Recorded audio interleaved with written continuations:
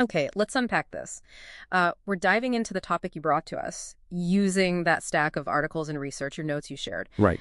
Today's mission, really pull out the most important nuggets of knowledge, all about diet for managing both type 1 and type 2 diabetes. Yeah, think of it as a bit of a shortcut. Exactly, a shortcut to getting well informed on how crucial food is here. Absolutely. And what's really striking, from the sources is how clear they make it. That diet isn't just like damage control when your blood sugar is high. It's really framed as a key proactive strategy. Yeah. For preventing complications, promoting overall health, the right food, and, this is critical, the right amounts have a really powerful effect. Yeah, you can see that theme. And another core idea seems to be, well, that healthy eating for diabetes isn't totally different from healthy eating for anyone else. Right. But it demands this specific, careful attention to detail. It's less about deprivation, more about smart, sustainable choices, things you can actually stick with. Precisely. The sources put diet right up there as a main pillar of management, along with medication, exercise. It's fundamental. And they don't shy away from saying poor choices can really worsen things. No, they're quite direct. It can worsen the condition, lead to serious complications down the line. It's serious stuff. So the goal isn't eliminating everything enjoyable. It's more about keeping blood sugar stable, avoiding those big swings. Exactly. Avoid the extreme highs and lows, promote general well-being. And the starting point, based on this material, is really focusing on foods that are lower in fat, lower in calories, but packed with nutrients. Like whole grains, vegetables. Whole grains, lots of veggies, certain fruits, that kind of thing. That foundation leads right into the core principles the sources hammer home. And a really big one is managing carbohydrates. Ah, carbs. Yeah, often the first thing people worry about, right?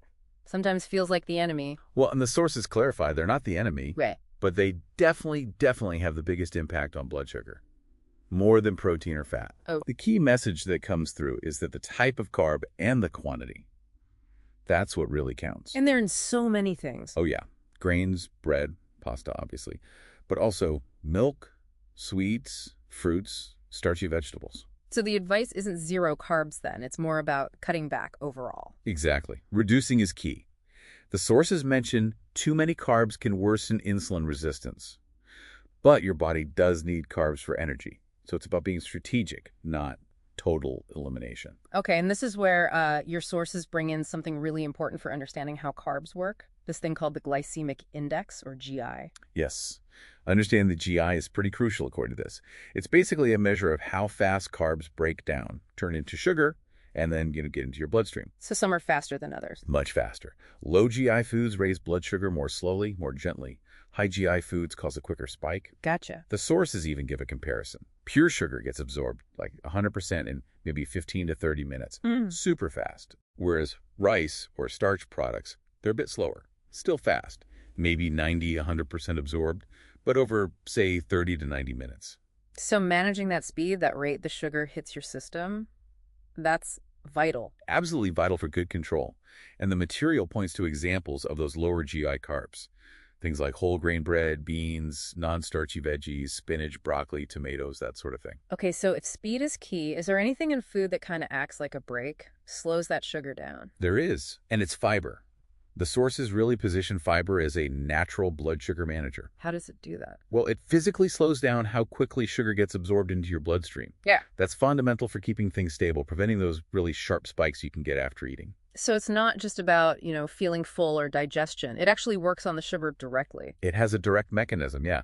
A classic example they use is white rice versus brown rice. Okay. White rice. Low fiber, lots of easy to digest carbs, boom, fast sugar spike. Brown rice has much more fiber, so you get much more stable blood sugar levels afterward. That really shows why choosing fiber-rich carbs matters. Exactly. It's a key mechanism. And fruits and vegetables are consistently mentioned as great fiber sources, too. Right. Okay. That makes sense. Now, the last core principle, it feels almost obvious, but maybe it's the hardest one in practice. Portion control. Oh, it's fundamental. But yeah, easily overlooked. The sources really stress that even healthy foods, if you eat too much, will affect your blood sugar. So it's not just good food versus bad food. Not just that. It's very much about the amount. People with diabetes can often eat similarly to others, but they have to be super careful about the quantity to avoid just taking in too much sugar overall. And there was that relatable example in the notes, wasn't there, about buying lots of food when it's hot outside. Yeah, to avoid going out again, but then you end up overeating it. Right. And the suggestion was simple but smart. Portion it out right away, or just buy enough for one meal at a time. It really highlights how portion control isn't just about willpower at the table. It's about planning, setting up your environment, changing habits. Exactly. It's about those daily habits that support better choices. All right, so foundations, principles, check. Let's get into the specifics. What foods do the sources say people with diabetes should really embrace? Put on the plate. Okay, the general theme is clean, healthy foods. Lower fat, lower calorie, nutrient dense. First up, whole grains and healthy starches. And again, it's that emphasis on whole grains over refined because of the fiber. Exactly. That fiber is key for stable blood sugar. So examples from the sources are things like switching to brown rice from white, choosing whole grain bread, oats, high fiber pasta varieties. And interestingly, the sources group some starchy vegetables in here too, like potatoes, corn. Yeah, potatoes, corn, ginkgo nuts, chestnuts, pumpkin seeds, vermicelli, things like that. And the advice is clear. If you eat these, you need to cut back on your portion of rice or other grain in that meal. Okay, so it reinforces that fiber priority idea. The fiber content really dictates whether a carb is a good choice. Pretty much. Fiber's king here. Next up, vegetables. The sources seem really keen on vegetables. Oh, absolutely essential, especially the non-starchy kinds. The recommendation is eat them often. Raw, cooked, doesn't matter as much. Why are they so good? Well, they're low-carb, high-fiber, packed with vitamins, minerals, and that fiber, again, is specifically highlighted as being really effective at helping lower and control blood sugar. So things like leafy greens, spinach, broccoli, tomatoes. Great examples. There's just a little caution from the sources on the starchy vegetables, like pumpkin, carrots, taro, mung beans. With those, you just need to watch the portion size. Okay. And here was a really crucial point from your sources. Something that challenges what a lot of people think is healthy. Avoiding vegetable juice or smoothies where the fiber is removed. Yes, this is vital. Removing the fiber, according to the sources, completely changes the game for blood sugar control. You lose that natural manager effect. The benefit is significantly altered. Wow. Okay. Good to know. Let's talk fruit. Healthy, right? But also sugar. That can be confusing. It can be. Fruits are healthy antioxidants, fiber, vitamins, minerals, all that good stuff. But the sources advise that if you have high blood sugar or diabetes, you do need to limit intake. Because, yes, many fruits are high in natural sugar. So the advice is lean towards fruits that have more water, less sugar. That's the guidance. Examples given include watermelon, pineapple, cantaloupe, apples, dragon fruit, guava, oranges, berries. But even with those, portion control is key. Absolutely vital. The sources give some specific examples, like maybe 10, 15 small pieces of some fruits, or just one medium apple or orange, one small guava, maybe half a small banana. You have to be mindful of the amount. And here's another critical point, mirroring the vegetable juice thing. Avoid fruit juice, even the fresh, unsweetened stuff. Yes, and the sources explain why really clearly. Think about it. Making one glass of juice often takes many pieces of fruit. Right, you wouldn't eat 3 oranges at once, usually. Exactly. So you get this concentrated hit of natural sugar. You drink it fast. There's no fiber left from the pulp to slow absorption or make you feel full. And your blood sugar spikes. Rapidly. You get a big load of energy, calories, and a fast blood sugar rise. It really shows how processing changes, how even natural foods affect you. So the takeaway is really avoid the super sweet fruits, anything prepared with extra sugar or salt, and definitely limit dried or candied fruit, which is very high sugar. Absolutely. Spot on. Finally, the sources touch on lean proteins and healthy fats. These don't raise blood sugar as directly? Not as directly as carbs, no, but managing them is still important. Moderate intake is the key. But protein helps a bit with stability, doesn't it? By slowing digestion. It does, yeah. It slows down digestion and sugar absorption somewhat, which can help. Good choices listed are things like lean meat, fish, eggs, beans, nuts, cottage cheese, unsweetened yogurt. And for fats? Focus on the heart-healthy ones. Extra virgin olive oil, canola oil, avocado, nuts and seeds like walnuts, almonds, flax, chia seeds. And managing fat isn't just about weight. The sources link it to reducing complication risks, like heart issues. Exactly. Cardiovascular system, brain, even arteries in the lower limbs. It's all connected to preventing those long-term diabetes-related health problems. Okay, so that's the what to eat side. Let's flip the coin. What do the sources say should be limited or, actively avoided. Yeah, the limit or avoid list. Top of that list, high sugar foods and drinks. Makes sense. Sugar's a simple carb, right? Hits the bloodstream fast. Very fast. And the sources point out it's basically just energy. No real nutrients, vitamins, minerals, fiber, just calories and sugar. And they mentioned eating lots of sweets can actually make you hungrier and raise blood sugar. That's rough. That's what the sources indicate, yeah. A double whammy. So the advice is pretty clear. Avoid or really strictly limit candy, all sweets, all sugary drinks, sodas, those jelly drinks, things like that. And fruit juice again. And fruit juice again, for all the reasons we discussed. No fiber, fast spike. Honey gets a mention too. It's natural, but it's actually sweeter, higher in carbs and calories than regular sugar, so it needs the same kind of limitation. Okay. Next category of things to limit. Fried foods and unhealthy fats. Right. Most fried stuff is loaded with unhealthy fats, and the sources make a specific point here. High-fat foods, like fried meatballs or French fries were the examples, can actually increase blood sugar quickly. That's interesting. You'd think it was just the carbs in the fries or the coating. The fat itself plays a role in that quick rise. That's a key detail from the material, yeah. So the strong recommendation is just choose other cooking methods. Boiling, grilling, steaming. But if you do fry, They do concede, if you fry, use a healthier fat, like olive oil. But the preference is clearly to just avoid frying much altogether because of the fat content. Also, limiting certain dairy that raises bad cholesterol, LDL, and high-fat animal organs that's advised for fat control and preventing complications too. got it. Now, what about things labeled sugar-free or artificial sweeteners? A lot of people see those as a free pass. And this is where the sources drop a really surprising piece of information, something that really challenges that common idea. The misconception is sugar-free means zero blood sugar impact. But the sources state pretty explicitly that artificial sweeteners can significantly increase blood sugar. Wait, seriously, how? That seems counterintuitive. According to these sources, the mechanism is through messing with your gut health, affecting the bacteria in your gut. And apparently, your gut health has a direct line to influencing your blood sugar levels. Wow, that's a game changer for how you think about those diet drinks or sweeteners. It really is. It means you absolutely have to read the nutrition labels properly. Because sugar-free doesn't tell the whole story. Not at all. The sources stress that those labels can be misleading. The product might still have fats or calories or other kinds of carbs that your body will just convert into sugar anyway. Yeah. So use them moderately, if at all, and check those labels carefully. Okay.